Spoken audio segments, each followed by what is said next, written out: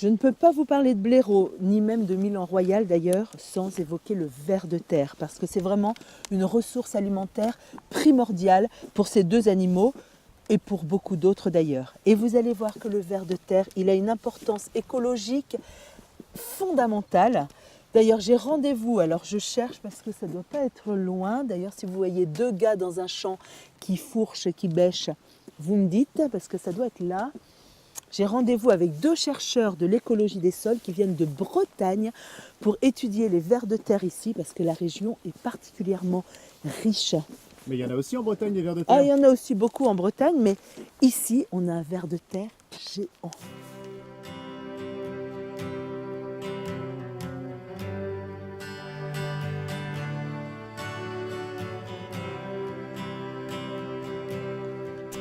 Je les ai retrouvés.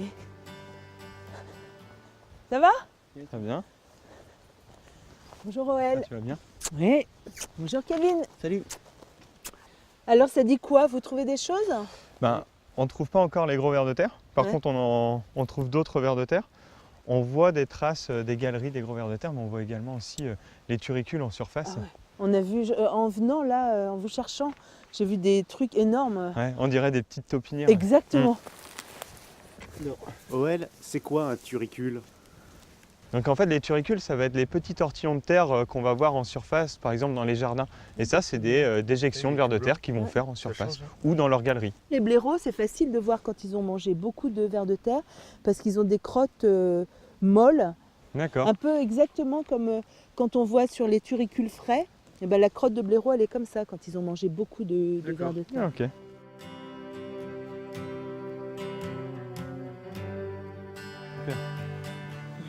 Voilà, c'est bon. Et maintenant, t'as un manche télescopique. Waouh! Et là, maintenant, tu vas Ah te bah tourner là, au tu as bout. une super force Et là, là. maintenant, tu Ah bah oui. le sors. Ah d'accord. Ah, je sens qu'on va avoir un gros. Et non. Non. Alors ici, il y a des vers de terre de toutes les tailles. Il y a le plus grand de France et le plus petit, c'est ça? C'est ça. Et ils ont tous leurs particularités.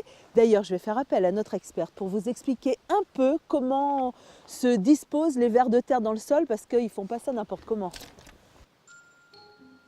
Ils sont de trois types, les épigées, les endogées, les anéciques. On va prendre une minute pour expliquer ça clairement. Les épigées sont les vers les plus petits qui vivent en surface, se nourrissent exclusivement de feuilles en décomposition et ne creusent pas de galeries ou très peu. Les endogées vivent sous la surface du sol et se nourrissent pour moitié de terre, pour moitié de débris végétaux, sont de taille moyenne. Quant aux anéciques, ce sont les plus gros des vers de terre. Ils viennent se nourrir la nuit en surface de végétaux en décomposition et creusent des galeries très profondes, ce qui permet d'enfouir ces végétaux en décomposition et de disperser la matière organique. Vous les reconnaîtrez facilement parce qu'ils ont tous un corps mou, segmenté en anneaux. Chaque anneau porte 8 soies rigides qui leur permettent d'avancer dans leur galerie. Et les adultes portent une très jolie bague que l'on appelle le clitellum et qui est une sorte d'alliance en fait. Le blaireau, lui, ne fait aucune distinction. Il les mange tous. Faut dire, nous, on ne trie pas non plus nos spaghettis. Donc là, après, vous rebouchez la terre quand vous partez, c'est ça? Ouais, c'est ça. Et pour la tasser, on peut faire une danse bretonne, ça s'appelle le plin. Le Ça plin. fait yam pam pidi dam, yam pam pidi dam. À l'époque, on utilisait ça pour tasser le sol dans les maisons. Ah oui, quand on faisait des sols de terre battus. Ouais. Yam pam pididam, yam pam pididam, Petit gros pam minet. pam Gros pididam, minet. yam pam Gros minet. pididam. C'est comme ça qu'on apprend aux enfants à danser cette danse.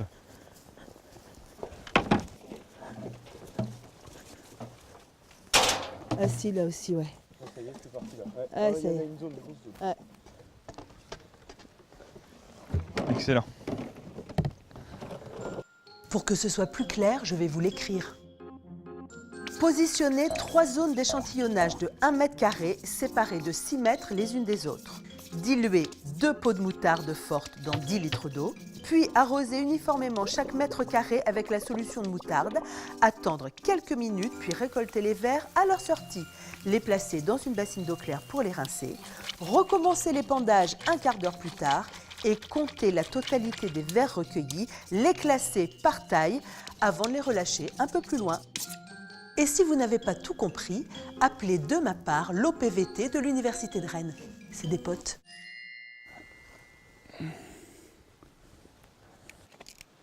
Donc là, on va utiliser un shaker. Parce que quand tu secoues, ça peut péter le. Et après, vas-y, hein, tu peux y aller. Tant que tu as ta main au cul, c'est.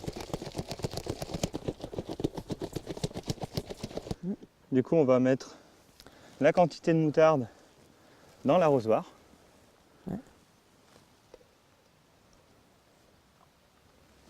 Et hop, on va bien rincer. Voilà.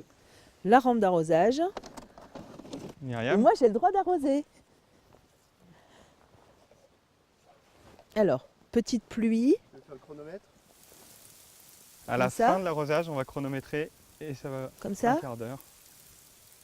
C'est très bien. Et on va Oui. essayer d'être homogène sur tout le mètre carré. On va mettre exactement la même quantité D'accord. sur tout le mètre carré. Donc on peut croiser, oui. On utilise toujours la même moutarde. C'est une nouvelle expérience, venir au Pays Basque, mettre de la moutarde de Dijon avec 2 Bretons. Putain, c'est bon, il va sortir. Ouais. Il n'a pas le choix. Les propriétés irritantes de la moutarde délogent les vers de terre en une quinzaine de minutes.